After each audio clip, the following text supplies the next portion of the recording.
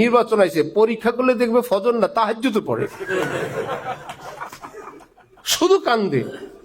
সবাই হজরত কল্লাকে বললাম, হজরত অমুক হুজুর কান্দে। হজরত বলে এটা বহুত দুষ্ট, বিভিন্ন শয়তানি ফেতনা ফাসাদের জড়িত, কিসের ভালো তোমরা বলো? একজনে বললো হজরত বয়ানে কান্দে। হজরত বলে হিন্দু তো মন্দিরে গিয়ে কান্দে, কানলে কি হয়েছে? আল্লাহ কানলে কি হয়েছে? কেউ লায়লার জন্য কান্দে, মক্কা শরীফ গিয়ে কান্দে, কেউ তো বুঝে না। এতদিন বলছিল আল্লাহ আমার বিয়া যেখানে ভালো সেখানেই করান, এখন বলে আল্লাহ সব ভালো আমার লায়লার কাছে নিয়ে আসেন। আপনি তো সবই পারেন, আমার যদি কোনো জায়গায় ভালো থাকে ওই ভালোটাকে ট্রান্সফার করে আমি যাকে পছন্দ করছি এখানে নিয়ে আসেন। এই জন্য কান্দে।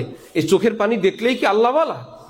দরকার ছিল যে মাদকাসক্ত কিনা এটা নিশ্চিত হয়ে একটা 92 ভাগ মুসলমানের দেশের প্রতিনিধিত্ব করার জন্য কমপক্ষে কোন মাদকাসক্ত কি হইতে পারবে না, সংসদ সদস্য হতে পারবে না। এই আইন করলেই তো আমরা বেঁচে যেতাম। এক মাস কারেন্ট বিল বাকি থাকলে আপনি এই দেশের প্রতিনিধিত্ব করতে পারবেন না, আপনি রাষ্ট্রের হক নষ্ট করার করছেন। কিন্তু কত ধরনের অসভ্য লোক, এরা সব এখন নামাজি হয়ে গেছে, তাহাজ্জুদ গুজার হয়ে গেছে।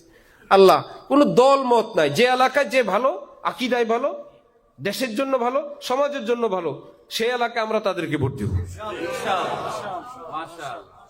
ঠিক আছে ইনশাআল্লাহ।